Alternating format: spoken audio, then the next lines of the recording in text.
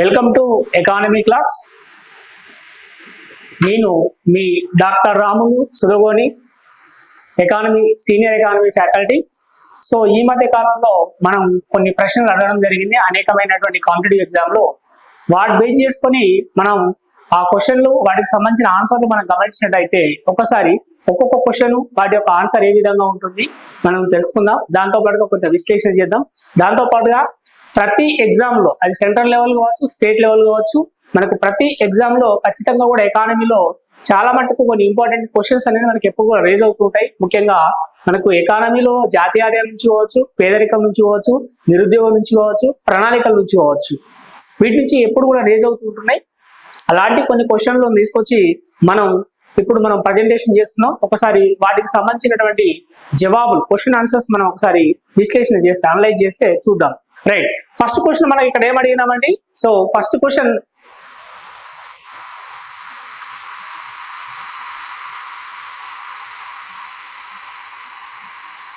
మనం ఏం అడిగినాము? సో మన దేశంలో పేదరికం అంచనా వేసేవారు ఎవరు? సో మన దేశంలో పేదరికం అంచనా వేసేవారు ఎవరు అన్నప్పుడు ఇక్కడ మనం గుర్తుపెట్టుకోవాల్సింది ఏమిటంటే, గతంలో మనం గమనించినట్టయితే సాధారణంగా మన దేశంలో పేదరికాన్ని అంచనా వేసేటువంటి వారు ఎవరంటే, గతంలో మనం గమనించినట్టయితే సో ప్రణాళిక సంఘం వారు ఉండేవారు. సో అఫీషియల్ గా మనం మాట్లాడుకుంటే మాత్రం సో ప్లానింగ్ కమిషన్ వాళ్ళు ఉండేవారండి. ఈ ప్లానింగ్ కమిషన్ కాస్త మనకు ప్రస్తుతం ఏ విధంగా మారిపోయిందంటే నీతి ఆయోగ్ గా మారిపోవడం జరిగింది. ఏ విధంగా మారిపోయింది? నీతి ఆయోగ్ గా మారిపోవడం జరిగింది. అది మనం గమనించుకోవాలి. కాబట్టి మన దేశంలో పేదరికం అంచనా వేసేవారు ఎవరంటే, ప్రస్తుతం మన దేశంలో ఎవరు అంచనా వేస్తున్నారు అంటే నీతి ఆయోగ్ వాళ్ళు అంచనా వేయడం జరుగుతుందని మనం గుర్తుపెట్టుకోవాలి. ఎందుకు ప్రణాళిక సంఘం అంటే, లక్డావాలా కమిటీ 1993లో అఫీషియల్ గా వేయడం జరిగింది.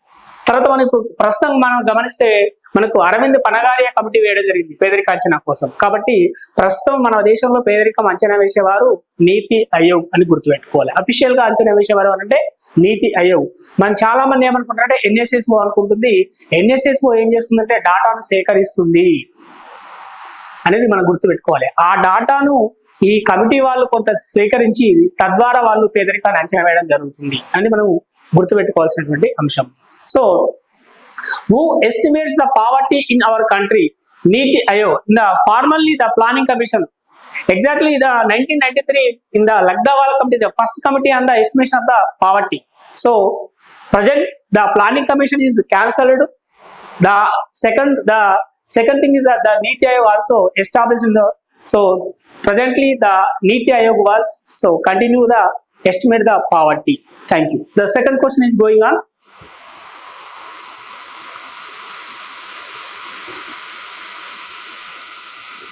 ప్రస్తుతం నీతి ఆయోగ్ చైర్మన్ ఎవరు? సో ప్రస్తుతం నీతి ఆయోగ్ చైర్మన్ మనకు నరేంద్ర మోడీ గారు, ప్రధానమంత్రి. Who is the present chairman of NITI Aayog? Answer is the Narendra Modi, prime minister. ఎందుకోసం అంటే మనకు ప్రణాళిక సంఘం స్థానంలో the replacement of planning commission the NITI Aayog establishing. So మనకు ప్రణాళిక సంఘ స్థానంలో మనకు ఈ నీతి ఆయోగ్ ఏర్పాటు చేయడం జరిగింది. నీతి ఆయోగ్ కూడా మనం గమనించినట్టయితే ఎక్స్ అఫిషియో చైర్మన్ అని చెప్పుకుంటాం మనం. ఎక్స్ అఫిషియో చైర్మన్ అంటే పదవి రీత్యా పదవి, అధికారం రీత్యా అధికారం. అంటే ఎవరు ప్రధానమంత్రిగా ఉంటారో వారికే నీతి ఆయోగ్ చైర్మన్ అయ్యే అవకాశం కూడా ఉంటుందని ఇక్కడ మనం గుర్తుపెట్టుకోవాలి. అప్పుడు ప్రణాళిక సంఘానికి చైర్మన్ ప్రధానమంత్రి, ఇప్పుడు నీతి ఆయోగ్ చైర్మన్ కూడా ప్రధానమంత్రి. ఎవరు ప్రధానమంత్రి అంటే వారే చైర్మన్ గా ఉండడం జరుగుతుంది. వారే ప్రస్తుతం మనకు నరేంద్ర మోడీ గారు అని చెప్పేసి మనం గుర్తుపెట్టుకోవాలి. ఎందుకోసం అంటే ఎక్స్ అఫిషియో చైర్మన్ అంటే అక్కడ చేసినటువంటి అంశంలో మనకు నీతి ఆయోగ్ సంబంధించిన అంశంలో ఎక్స్ అఫిషియో చైర్మన్ ఎవరైతే పిఎం ఉంటారో వారే ఇక్కడ మనకు చైర్మన్ గా ఉండడం జరుగుతుంది మనం గుర్తుపెట్టుకోవాలి.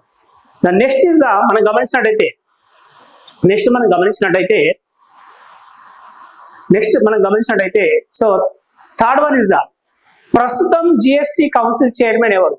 ఎందుకోసం అంటే మనకు సెప్టెంబర్ లో మనకు జిఎస్టి కౌన్సిల్ మీటింగ్ జరిగింది. సో మనకు ఆ 50వ జిఎస్టి కౌన్సిల్ మీటింగ్ లో అనేకమైన మార్పులు తీసుకురావడం జరిగింది. కాబట్టి ఇది చాలా వెరీ వెరీ ఇంపార్టెంట్ క్వశ్చన్.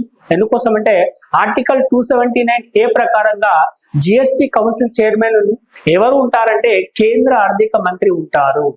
కేంద్ర ఆర్థిక మంత్రి ఉండడం జరుగుతుంది. ఎవరైతే కేంద్ర ఆర్థిక మంత్రి ఉంటారో వారే జిఎస్టి కౌన్సిల్ చైర్మన్ గా ఉండడం జరుగుతుంది. So who was the central financial minister? Those candidate compulsory the GST council chairman.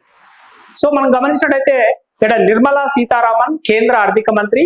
So who is the current present chairman of the GST council? Nirmala Sitharaman, union finance minister. So ఇది మనం గుర్తుపెట్టుకోవాల్సినటువంటి అంశం. అంటే ఎవరైతే GST చట్టంలో ఉంది, ఎవరైతే కేంద్ర ఆర్థిక మంత్రి ఉంటారో కేంద్ర ఆర్థిక మంత్రి ఆ జిఎస్టి కౌన్సిల్ కి మనకు చైర్మన్ గా ఉండడం జరుగుతుందని మనం గుర్తుపెట్టుకోవాలి.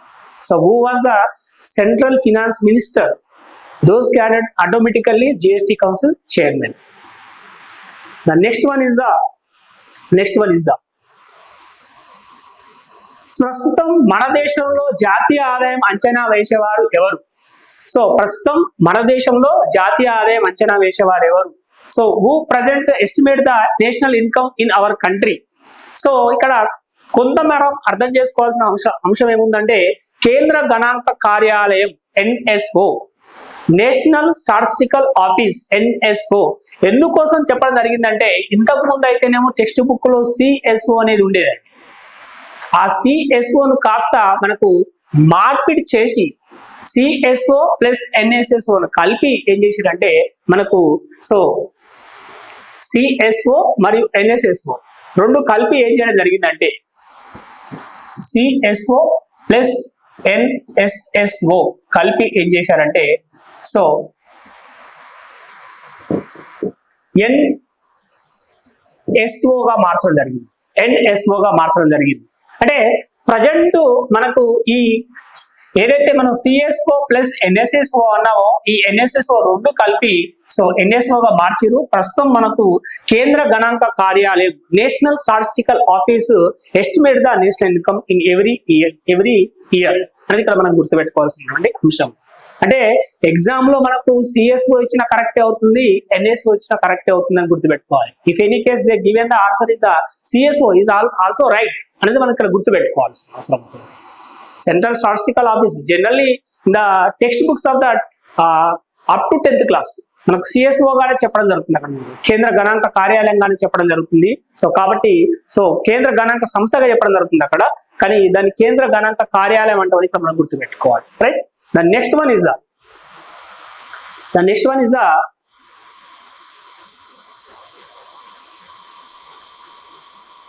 మన దేశంలో ద్రవ్యోల్బణం నియంత్రించే సంస్థ ఏది? మన దేశంలో ద్రవ్యోల్బణం నియంత్రించే సంస్థ ఏది? Which institution controls inflation in our country అన్నప్పుడు చాలా మట్టుకు ఏం చేస్తామంటే సో ఇన్ఫ్లేషన్ కంట్రోల్ చేసేది సెంట్రల్ గవర్నమెంట్ అని చెప్పేసి మనం అనుకుంటుంటాం. కానీ ఇక్కడ చిన్న అంశం ఏంటంటే ఉర్జిత్ పటేల్ కమిటీ ఇచ్చిన సిఫార్సు మేరకు సెంట్రల్ గవర్నమెంట్ ఏం చేసిందంటే 2015 నుంచి పూర్తిగా బాధ్యతలు ఎవరికి అప్పచెప్పిందంటే మనకు పూర్తిగా బాధ్యతలు RBIకి అప్పచెప్పడం జరిగింది. ఎవరికి? RBI, reserve bank of India, కేంద్ర బ్యాంక్ అయినటువంటి రిజర్వ్ బ్యాంక్ ఆఫ్ ఇండియాకు అప్పచెప్పడం జరిగింది. ఎందుకంటే తన మానిటరీ పాలసీ MPC అంటాం, మానిటరీ పాలసీ కమిటీ అవుతుందో ఆ కమిటీలో నిర్ణయాలు తీసుకుంటారు. దాని ఆధారంగా రెపో రేట్ కావచ్చు, రివర్స్ రెపో రేట్ కావచ్చు, ఇంకా అనేకమైన రేట్లను మారుస్తూ వాళ్ళు ఏం చేస్తారంటే మార్జిన్స్ కావచ్చు మారుస్తూ ద్రవ్యోల్బణాన్ని నియంత్రించడానికి వాళ్ళు ప్రయత్నం చేస్తూ ఉంటారు. సో ప్రతి 6 నెలలకు ఒకసారి 3 నెలలకు ఒకసారి కంపల్సరీ MPC మీటింగ్ అవుతుంది. సో ఈ MPC అవుతుందో మానిటరీ పాలసీ కమిటీ అవుతుందో ఆ కమిటీ నిర్ణయాల మేరకు ద్రవ్యోల్బణాన్ని అంచనా వేస్తూ దాని ప్రకారంగా వాళ్ళు వడ్డీ రేట్లు మారుస్తూ ఉంటారు. కాబట్టి కేంద్ర బ్యాంకు ఏదైతుందో మనకు రిజర్వ్ బ్యాంక్ ఆఫ్ ఇండియా అనేది ద్రవ్యోల్బణాన్ని ఇన్ఫ్లేషన్ మొత్తం కూడా కంట్రోల్ చేస్తుందని మనం గుర్తుపెట్టుకోవాల్సిన అవసరం ఉంది. So which the inflation is controlled by అంటే సో కంట్రోల్డ్ బై RBI అనేది మనం గుర్తుపెట్టుకోవాలి. Next one is latest. So 16వ ఆర్థిక సంఘం చైర్మన్ ఎవరు? The 16th finance commission chairman. So who is the chairman of the 16th Finance Commission? So we well know Arvind Panagaria. Arvind Panagariya. ఎందుకోసం అంటే 16th finance యొక్క ఈ సిఫార్సులు అన్ని కూడా, రికమెండేషన్స్ అన్ని కూడా ఎప్పుడు ఇంప్లిమెంటేషన్ చేస్తారంటే 2025-30. ఇప్పుడు 15th ఫినాన్స్ కమిషన్ ఏవైతుందో 15th ఫినాన్స్ కమిషన్ యొక్క రికమెండేషన్స్ కొనసాగుతున్నాయి కాబట్టి, ఎన్కే సింగ్ కమిటీ రికమెండేషన్స్ కొనసాగుతున్నాయి కాబట్టి నెక్స్ట్ అప్డేట్ లో ఫ్యూచర్ లో మనకు ఈ 16th ఫినాన్స్ కమిషన్ యొక్క రికమెండేషన్స్ కొనసాగించాలి భవిష్యత్తులో. ఎప్పుడు 25 నుంచి 30 మధ్యలో 5 years. మనకు తెలుసు ఎవ్రీ 5 years ఒకసారి ఒక ఫినాన్స్ కమిషన్ ని స్టార్ట్ చేస్తాం, ఒక ఫినాన్స్ కమిషన్ ను చేంజ్ చేస్తుంటారు ఇక్కడ మనం. కాబట్టి 16వ ఆర్థిక సంఘం చైర్మన్ ఎవరు అంటే మనకు 16వ ఆర్థిక సంఘం chairman Arvind Panagariya. Who is the chairman of the 16th finance commission? Arvind Panagariya అని ఇక్కడ మనం గుర్తుపెట్టుకోవాలి. నెక్స్ట్ వన్ ఇస్ ద, ఇది చాలా ఇంపార్టెంట్ అండి. సో మనం కొంత అవగాహన లేకుండా ఉంటాం, అండర్స్టాండింగ్ కాకుండా ఉంటాం. సో మన రాష్ట్రంలో రాష్ట్ర స్థూల దేశీయోత్పత్తి జిఎస్డిపిని gross state domestic production, gross state domestic production అంచనా వేసే సంస్థ ఏది అంటే, సో జనరల్ గా directorate of economics and statistics, directorate of economics and statistics అనేది ఇక్కడ మనం గుర్తుపెట్టుకోవాలి. So which organisation estimates the state's gross domestic production GSDP in our state? అంటే మన రాష్ట్రంలో directorate of economics and statistics, general గా దీన్ని మనం సో సాధారణంగా ఏం మాట్లాడుకుంటామంటే డిఈఎస్ అంటామండి. ఏమంటామంటే డిఈఎస్ అంటామండి. DES director rate of economics and statistics అనే వాళ్ళు, అది ఖైరతాబాద్ లో ఉంటుంది సంస్థ. సో వాళ్ళు ఇక్కడ మనకు మన రాష్ట్రంలోని ఆ రాష్ట్ర స్థూల దేశీయోత్పత్తిని, ఏపీలో అయితే ఏపీలో, మన రాష్ట్రంలో అయితే మన రాష్ట్రం, తెలంగాణ అయితే తెలంగాణలో మనకు ఈ జిఎస్టిని అంచనా వేయడం జరుగుతుంది. ఆయా రాష్ట్రాల యొక్క director rate of economics and statistics వాళ్ళు అంచనా వేయడం జరుగుతుంది. అది మన రాష్ట్రంలో, ఏపీలో కూడా అదే కొనసాగుతుంది. ఇక్కడ గుర్తుపెట్టుకోవాలి. అంటే ఒక దేశానికి ఎట్లా జీడిపి అవసరమో ఆ విధంగా రాష్ట్రాల యొక్క జీడిపిని కూడా అంచనా వేయడం జరుగుతుంది. దాన్ని మనం ఏమంటున్నామంటే వినోద స్టేట్ డొమెస్టిక్ సో అని చెప్పుకోవచ్చు. దాన్ని మనం state domestic gross domestic production, state gross domestic production గా ఇక్కడ మనం చెప్పుకోవడం జరుగుతుంది. నా next one is the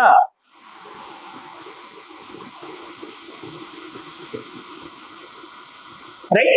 so అంటే గతంలో మనం అడిగినటువంటి క్వశ్చన్స్ అయితే ఉన్నాయో ఆ క్వశ్చన్స్, గతంలో వచ్చినటువంటి క్వశ్చన్స్ ఇవన్నీ కూడా, దాంతో పాటుగా గతంలో మనం అడిగినటువంటి క్వశ్చన్స్ అయితేనేవో వాటికి సంబంధించిన జవాబులు మొత్తం కూడా ఇప్పుడు మీకు ఈ రూపంలో మీకు తెలపడం జరుగుతుంది. ఎవరైతే మన వీడియో చూడడం జరిగిందో క్వశ్చన్లకు ఆన్సర్ కొంతమంది చేశారు, కొంతమంది చేయలేదు. కాబట్టి వాళ్ళందరికీ కూడా యూజ్ అవుతుందని చెప్పేసి దీని వీడియో రూపంలో మీకు తీసుకురావడం జరిగింది. సో మళ్ళొకసారి చూస్తే నెక్స్ట్ క్వశ్చన్, స్థూల దేశీయోత్పత్తి జీడిపికి స్థూల జాతీయోత్పత్తి జిఎన్పికి మధ్య తేడా ఏమిటి? ఈ క్వశ్చన్ చాలా సార్లు అడిగినటువంటి క్వశ్చన్ అండి ఇక్కడ మనకు ఈ ప్రశ్న. So what is the different between the gross domestic production GDP and gross national production? So national product GNP అంటే మనకు జనరల్ గా ఇచ్చినటువంటి ఆప్షన్ లో ఎగుమతులు దిగుమతులు మనం అనుకుంటుంటాం. ఎగుమతులు కాదు, దిగుమతులు కాదు. మరి ఇక్కడ మనం గమనించినట్టయితే దీన్ని మనం నికర విదేశీ కారక ఆదాయం అని చెప్పుకోవడం జరుగుతుంది. నికర విదేశీ కారక ఆదాయం. So what is the difference between the gross domestic product and gross national product GNP? Net foreign factor income అని ఇక్కడ మనం చెప్పుకోవచ్చు. Net foreign factor abroad income అని కూడా అనుకోవచ్చు. ఇక్కడ మనకు NIFA net income from abroad అని కూడా అనుకోవచ్చు. NFIA గా దీన్ని మనం పిలవడం జరుగుతుంది. ఇది మనం గుర్తుపెట్టుకోవాలి. నికర విదేశీ కారక ఆదాయం లేదా నెట్ ఇన్కమ్ ఫ్రమ్ అబ్రాడ్ అని కూడా అనుకోవచ్చు. ఈ NFI అని కూడా ఇవ్వడం జరుగుతుంది ఎగ్జామ్ లో. NIFA అని కూడా ఇవ్వడం జరుగుతుంది, గుర్తుపెట్టుకోవాలి. ఎగుమతులు దిగుమతులు విలువ కాదు, దాంతో పాటుగా విదేశాల్లో మనకు వచ్చే ఆదాయం, మనం విదేశాలకు పంపించే చెల్లింపులు పోను మిగిలేదే మనం ఏమంటాం అంటే నికర విదేశీ కారక ఆదాయం అంటాం. కాబట్టి జీడిపికి జిఎన్పికి ఉన్నటువంటి మధ్య తేడా ఏమిటంటే ఇది మనం ఫస్ట్ అండర్స్టాండ్ చేసుకోవాలి. మనం సిలబస్ లో చెప్తాం జీడిపికి జిఎన్పికి ఉన్నటువంటి మధ్య తేడా చెప్తాం మనం సిలబస్ లో. అక్కడ గమనించినట్టయితే మరి సో జీడిపి అంటేనేమో జస్ట్ మన పరిధిలో ఉండేది. సో భౌగోళిక పరిధిలో ఉండేది, జియోగ్రఫికల్ ఏరియాలో ఉత్పత్తి అయ్యేటువంటి ఉత్పత్తిని లెక్కిస్తాం. కానీ ఇక్కడ జిఎన్పి అనేది ఈ పరిధితో సంబంధం లేదు. అది బయట అబ్రాడ్ నుంచి మనకు రావచ్చు, మన నుంచి అబ్రాడ్కు పోవచ్చు, దాన్ని కూడా లెక్కలోకి తీసుకుంటాం. కాబట్టి ఇక్కడ నికర విదేశీ, సో నికర అన్నప్పుడు విదేశీ కారక ఆదాయం అన్నప్పుడు మనం చెల్లించేటివి ఉంటాయి, మనకు వచ్చేటివి ఉంటాయి. కాబట్టి ఆ విధంగానే మనం ఇక్కడ నికర విదేశీ కారక ఆదాయం అని చెప్పడం జరుగుతుందని ఇక్కడ మనం గుర్తుపెట్టుకోవాలి. Right. Next one is the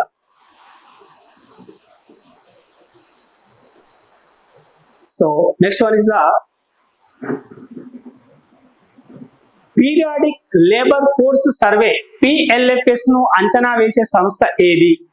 which organisation estimates the periodic labour force survey, PLFS అనేది ఇక్కడ మనం చూసినట్టయితే, సో నిరుద్యోగాన్ని అంచనా వేయడానికి NSSO డాటా ఇవ్వడం కావచ్చు, ఇంకా అనేక రకమైన సంస్థలు కావచ్చు మనకు అంచనా వేయడం జరుగుతుంది. కానీ NSO వాళ్ళు ఏం చేయడం జరిగిందంటే ఈ పీరియాడిక్ లేబర్ ఫోర్స్ సర్వేను 2017 లో తీసుకురావడం జరిగింది. మొట్టమొదటి కంప్యూటర్ బేస్డ్ సర్వే అనేది మనం గుర్తుపెట్టుకోవాలి. అంటే so every June to July మధ్యలో, జూలై టు జూన్ మధ్యలో ఉండేటువంటి నిరుద్యోగిత రేటును మనకి ఇక్కడ అంచనా వేయడం జరుగుతుంది. అది దేని ద్వారా చెప్పడం జరుగుతుందంటే ఆ రిపోర్ట్ యొక్క పేరు ఏమిటంటే periodic labour force survey, PLFS అని ఇక్కడ మనం చెప్పుకోవచ్చు. మరి ఎవరు సంస్థ అంటే కేంద్ర గణాంక కార్యాలయం, NSO, నేషనల్ స్టాటిస్టికల్ ఆఫీస్. గుర్తుపెట్టుకోవాలి, మనకు 2 క్వశ్చన్లు వచ్చినాయి నేషనల్ స్టాటిస్టికల్ ఆఫీస్ లో. ఒకటి జాతీయ ఆదాయాన్ని అంచనా వేసే సంస్థ, 2 మనకు పీరియాడిక్ లేబర్ ఫోర్స్ సర్వేని కూడా అంచనా వేసే సంస్థగా దీన్ని మనం గుర్తుపెట్టుకోవాల్సిన అవసరం ఉంటుంది. రైట్. నెక్స్ట్, మన దేశంలో కేంద్ర బడ్జెట్ ను ఏ భాషలో ప్రవేశపెడతారు? So in which language is the union budget presented in our country? Is the union budget presented in our country? So generally we think that only for the English. So many people think the only English, but that is not correct answer. They are compulsory presented in the 2 languages. So that is the call for the mainly is the English and Hindi. ఇక మనకు general గా దీనికి సంబంధించినటువంటి so మనకు PIB ఏదైతుందో, so press information bureau అవుతుందో దాన్ని మనకు అనువాదంగా అన్ని భాషల్లో ఇవ్వడం జరుగుతుంది మనకు మళ్ళీ. కానీ బడ్జెట్ ను ప్రవేశపెట్టేటప్పుడు మాత్రం జనరల్ గా సో మనకు పార్లమెంట్ లో ప్రవేశపెట్టేటప్పుడు మాత్రం మనకు ఈ 2 లాంగ్వేజ్లు యూజ్ చేస్తుంది, హిందీలో మరి ఇంగ్లీష్ లో ఇవ్వడం జరుగుతుందని ఇక్కడ మనం గుర్తుపెట్టుకోవాలి. చాలా మంది ఏమనుకుంటారు ఇంగ్లీష్ అనుకుంటాం, అది కొంచెం తప్పుడు సమాచారం. కాబట్టి ఇంగ్లీష్, హిందీలో కేంద్ర బడ్జెట్ ను పార్లమెంట్ లో ప్రవేశపెడతారని మనం గుర్తుపెట్టుకోవాలి. నెక్స్ట్, NC సక్సేనా కమిటీ సూచన ప్రకారం గ్రామీణ ప్రాంతాలలో కింది వారిలో BPL కిందికి రాని వారిని గుర్తించండి. So according to the NC Saxena committee, who among the following does not come under BPL in rural areas? అంటే ఈ NC సక్సేనా కమిటీ ఏం చేసిందంటే ఈ BPL ప్రజలను గుర్తించడానికి, BPL ప్రజలు అంటే మనందరికీ తెలుసు.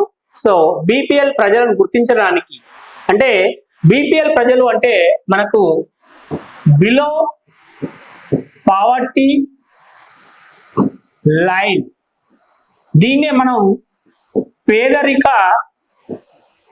రేఖ లేదా గీత అని చెప్పడం జరుగుతుంది. అంటే ఎవరు పేదరికంలోకి రారు, దాని అర్థం ఏమిటంటే so which people the not consider the poverty line అని ఇక్కడ మనకు క్వశ్చన్ వేయడం జరిగింది. అంటే NC సక్సేనా కమిటీ ఏం చేసిందంటే ఈ గ్రామీణ ప్రాంతంలో ఎవరిని పేదవాళ్ళు తీసుకురావాలి, ఎవరిని తీసుకురావద్దు, విచ్ పీపుల్ ఇది under the BPL, which people not under the BPL అనే దానికి ఇక్కడ అది 3 సొల్యూషన్స్ రికమెండేషన్ చేసింది.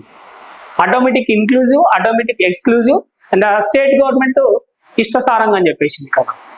కాబట్టి వాళ్ళు చెప్పిన దాని ప్రకారంగా చూస్తే ఇక్కడ ఆదాయ పన్ను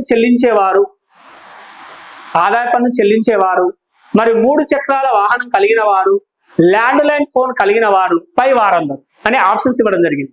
so according to the NC Saxena committee, who among the following does not come under BPL in rural areas? Income taxpayers, 3-wheelers owners, land line phone owners and all of the above. The right answer is the all of the above. పై వారందరూ అండి, పై వారందరూ. అందుకే అన్ని options ఇచ్చినాం మనం ఇక్కడ. ఒక ఆప్షన్ ఇవ్వకుండా అన్ని ఆప్షన్స్ ఇవ్వడం జరిగింది. వీళ్ళైతే ఎవరుతున్నారో గ్రామీణ ప్రాంతాల్లో వారు ఎవరు కూడా మనకు పేదరికంలోకి రారు. వాళ్ళు కొంత ఉన్నత స్థాయిలో ఉన్నవాళ్ళు, ఇలా కొంత పేదరికం కంటే పైన ధనవంతులుగా వెలిసి ఉంటారు కాబట్టి వాళ్ళని పేదవాళ్ళుగా గుర్తించవద్దు అని చెప్పేసి ఇక్కడ మనకు. ఎందుకు పేదరికాన్ని గుర్తించాలి అంటే పేదవాడి శాతం ఎంత ఉంది, మరి కేంద్ర ప్రభుత్వం పేదవాళ్ళని గుర్తించినప్పుడు, రాష్ట్ర ప్రభుత్వం పేదవాళ్ళని గుర్తించినప్పుడు మరి పేదరికం ఎంత ఉంది, వాళ్ళకి ఎలాంటి పథకాలను ప్రాయోజిత కార్యక్రమాలను వాళ్ళకి అందించాలనే ఉద్దేశం కొద్దీ మనకి కమిటీలు వేసి పేదరికాన్ని అంచనా వేయడం జరుగుతుంది అనేది ఇక్కడ మనం గుర్తుపెట్టుకోవాలి. మరి అలా వాళ్ళకి అనేకమైన కార్యక్రమాలు ఇవ్వడానికి, పథకాలు ప్రవేశపెట్టడానికి, ఇంట్రొడ్యూస్ చేయడానికి ఒక క్రిటేరియా అవసరం. మరి ఆ క్రిటేరియా కావాలంటే మరి ఎవరు పేదవారు కావద్దు కారు అనేది మనకు తెలిసి ఉండాలి గవర్నమెంట్. అలా తెలిసినప్పుడే ఎంతమంది, so how many population is the under the poverty line, those people give the sum of the schemes. So అందుకోసం మనకి ఇక్కడ ఈ ఎస్టిమేట్ వేస్తుందని చెప్పుకోవచ్చు. అందుకోసం ఎన్సీ సక్సేనా కమిటీ ఏం చేసిందంటే ఎవరిని తీసుకోవాలి, ఎవరిని తీసుకోవద్దని చెప్పి కొన్ని సిఫార్సులు రికమెండేషన్ చేయడం జరిగింది. అందులో ఇవన్నీ కూడా ఉన్నాయి.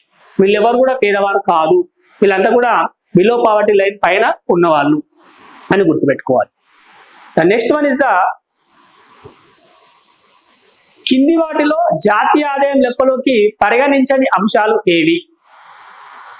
Which of the following are not included in the calculation of national income? అంటే జాతీయ ఆదాయాన్ని లెక్క పెట్టేటప్పుడు ఏ అంశాలను మనం పరిగణలోకి తీసుకోవద్దు, లేకుంటే ఆ అంశాలు మనం లెక్కలోకి రావు. పరిగణలోకి తీసుకోవద్దు అంటే అర్థం ఏంటంటే they are not counted, not calculated, calculation చేయడానికి అవకాశం లేదు. మరి అంశాలు ఇక్కడ మనకి ఇవ్వడం జరిగిందంటే ఒకసారి చూస్తే ఏమన్నాడు, బదిలీ చెల్లింపులు అన్నాడు, గృహిణి సేవలు అన్నాడు, సెకండ్ హ్యాండ్ వస్తువులు అన్నాడు, అమ్మకం అన్నాడు, పైవన్నీ అని చెప్పడం జరిగింది ఆప్షన్.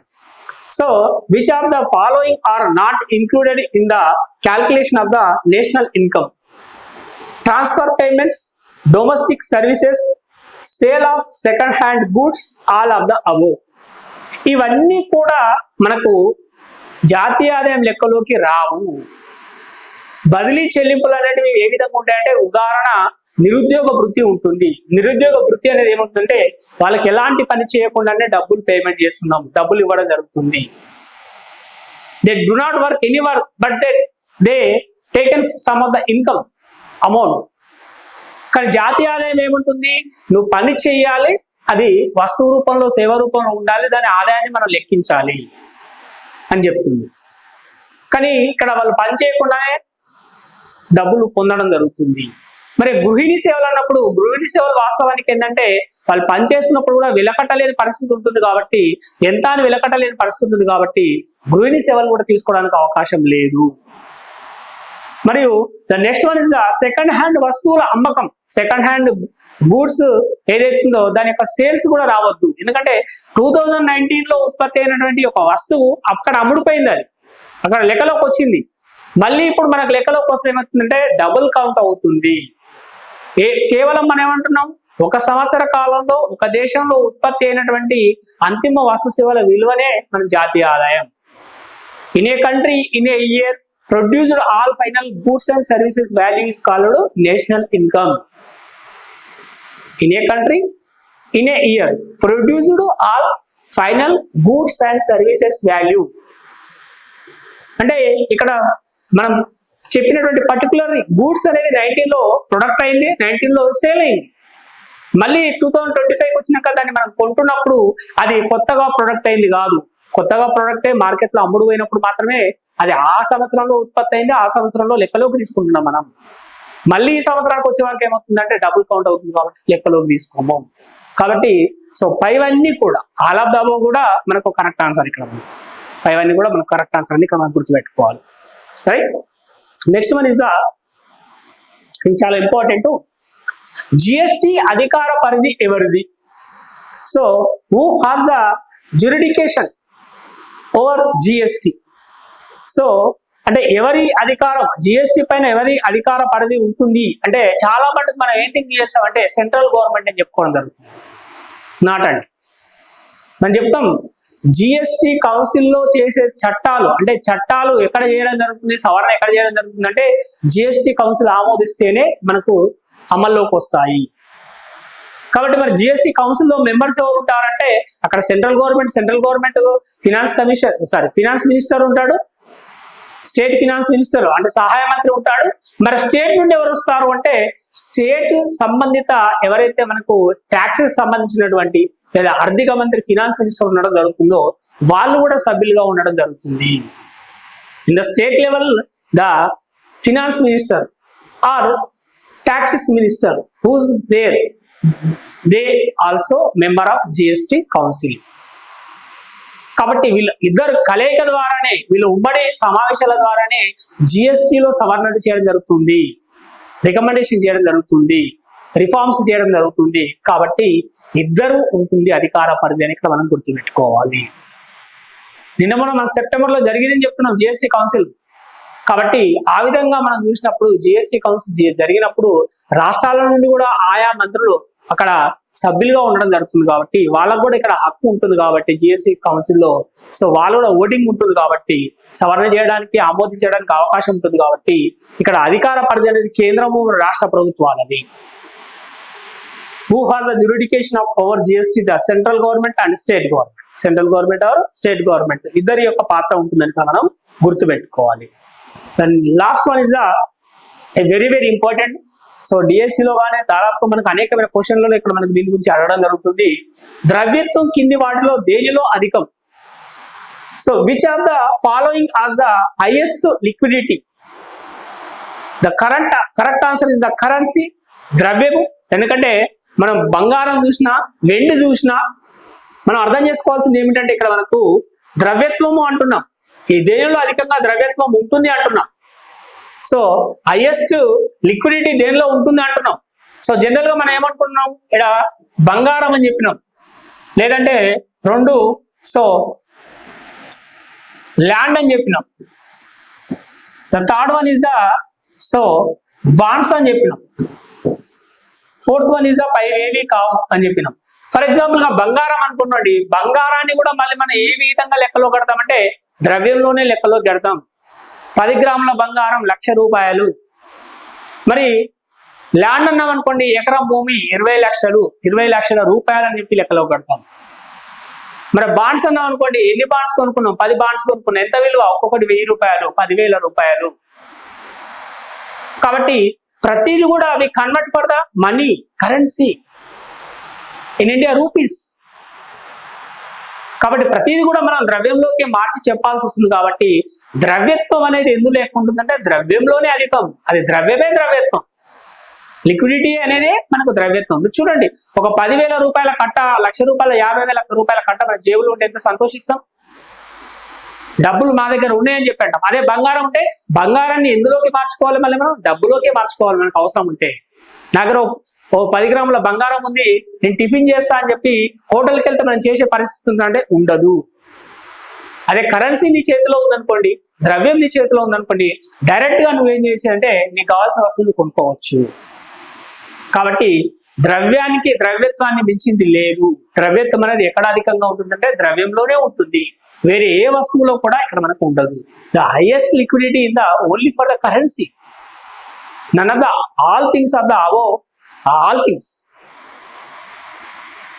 అవేవి కావు, ఓన్లీ ఫర్ ది లిక్విడిటీ ఏదైతే ఉందో అది ఓన్లీ ద్రవ్యంలోనే ఉంటుందని ఇక్కడ మనం గుర్తుపెట్టుకోవాలి. సో ఇప్పటి వరకు అడిగినటువంటి ప్రశ్నలు అయితే ఉన్నాయో ఇవన్నీ కూడా మనకి ఇక్కడ సో ఇవి అడగడం జరిగింది, వీటికి ఆన్సర్లు ఇవ్వడం జరిగింది.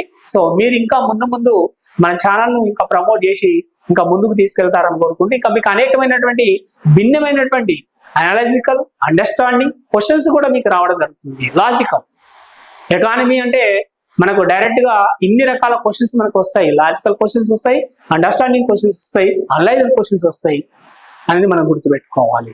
ఒక్కొక్క క్వశ్చన్ ఒక్కొక్క తరహాలో ఉంటుంది. మనకు ఆన్సర్ తెలిసినట్టుగానే ఉంటుంది, దాని తప్పుడు ఆన్సర్ పెడుతుంటాం. అది ఎప్పుడు మనకు పూర్తిగా అవగాహన వస్తుందంటే సబ్జెక్ట్ ను పర్ఫెక్షన్ నేర్చుకున్నప్పుడు మాత్రమే అది మనకు అవగాహనలోకి వస్తుంది.